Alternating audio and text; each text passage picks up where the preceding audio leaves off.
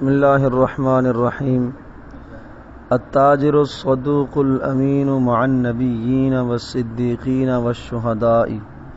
التاجر الصدوق الامین مع النبیین والصدیقین والشہداء التاجر الصدوق الامین مع النبیین والصدیقین والشہداء التاجر الصدوق الامین مع النبیین والصدیقین والشہداء التاجر الصدوق الامین مع النبیین والصدیقین والشہداء پوری سچائی اور امانت داری کے ساتھ کاروبار کرنے والا تاجر نبیوں اور صدیقوں اور شہیدوں کے ساتھ ہوگا۔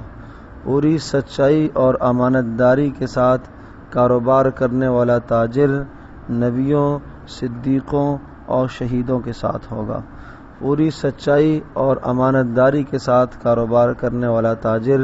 نبیوں، صدیقوں اور شہیدوں کے ساتھ ہوگا۔ اس حدیث مبارک میں نبی اکرم صلی اللہ تعالی علیہ وسلم نے ان تاجروں کو بہت مبارک اور بہت بہترین خوشخبری سنائی ہے کہ جو اپنی تجارت کے دوران انتہائی امانت داری سے، انتہائی سچائی سے کاروبار کرتے ہیں، امانت داری کا پورا خیال رکھتے ہیں، سچائی کا پورا خیال رکھتے ہیں، اپنے مسلمان بھائی کو دھوکہ نہیں دیتے، اپنے مسلمان بھائی کے ساتھ ایسا عمل نہیں کرتے کہ چیز دکھائی اور جائے اور دی اور جائے، بلکہ انتہائی امانت داری کے ساتھ وہ تجارت کرتے ہیں۔ چونکہ تجارت ایک ایسا معاملہ ہے کہ اس میں بے شمار ایسے مواقع آتے ہیں کہ جن مواقع میں آدمی جھوٹ بول کر زیادہ منافع کما سکتا ہے، آدمی خیانت کر کے، دھوکہ کر کے بہت زیادہ منافع کما سکتا ہے۔ لیکن اگر تاجر کے سامنے اگر ایک ایسا منافع آیا کہ جھوٹ بولے گا تو زیادہ منافع حاصل ہوگا، اور اگر سچ بولے گا، امانت داری اختیار کرے گا تو تھوڑا منافع حاصل ہوگا۔ اگر اس موقع پر تاجر حضرت صلی اللہ تعالی علیہ وسلم کی اس حدیث کو سامنے رکھے اور نبی پاک صلی اللہ علیہ وسلم کی بشارت کو ذہن میں لائے تو انشاءاللہ وہ کم نفع پر گزارا کر لے گا، کم نفع پر صبر کر لے گا، لیکن جھوٹ بول کر زیادہ منافع نہیں کمائے گا، خیانت کر کے، دھوکہ کر کے زیادہ منافع نہیں کمائے گا۔ حضرت صلی اللہ علیہ وسلم نے ایسے تاجروں کو اس بات کی خوشخبری سنائی ہے کہ قیامت کے دن وہ نبیوں کے پاس ہوں گے، شہیدوں کے پاس ہوں گے اور صدیقوں کے پاس ہوں گے، بڑے بڑے نیک لوگوں کے پاس ان کا حشر ہوگا۔ اور کتنے ہی خوش نصیب اور سعادت مند انسان وہ ہوں گے کہ جن کی کرسیاں نبیوں کی کرسیوں کے ساتھ لگی ہوں گی، جن کی کرسیاں، نشست گاہیں وہ صدیقین کی نشست گاہوں کے ساتھ ہوں گی، یا جن کی نشست گاہیں وہ اللہ والوں کی نشست گاہوں کے ساتھ ہوں گی۔ بہت ہی سعادت مند انسان ہیں۔ حالانکہ عمل دیکھنے میں بہت مختصر سا ہے کہ صرف تجارت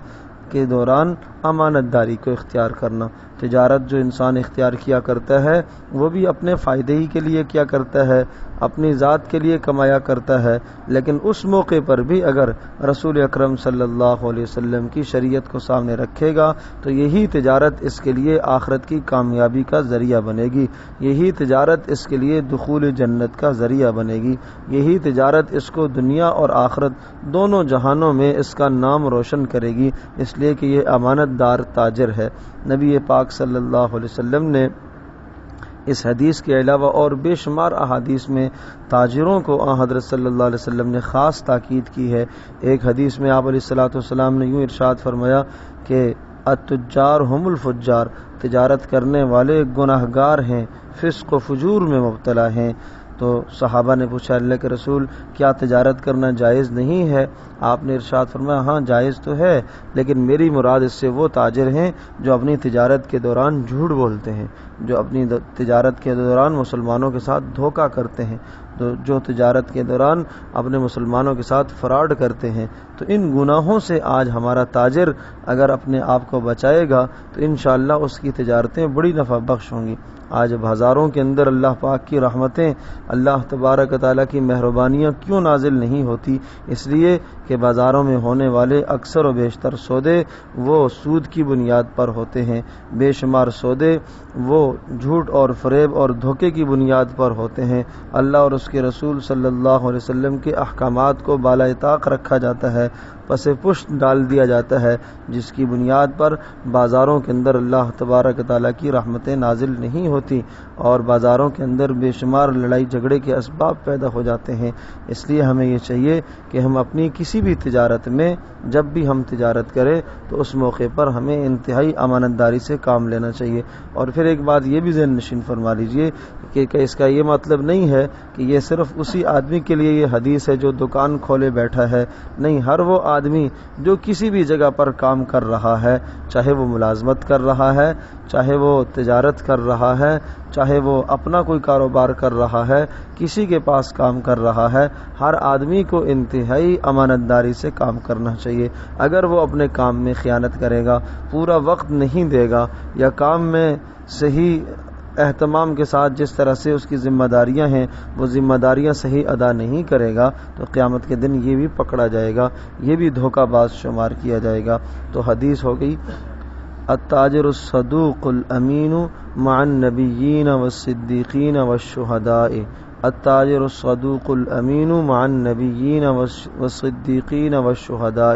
التاجر الصدوق الامین مع النبیین والصدیقین والشہداء۔ پوری سچائی اور امانت داری کے ساتھ کاروبار کرنے والا تاجر نبیوں، صدیقوں اور شہیدوں کے ساتھ ہوگا۔ اللہ تبارک و تعالی ہم سب کے لیے عمل کرنا آسان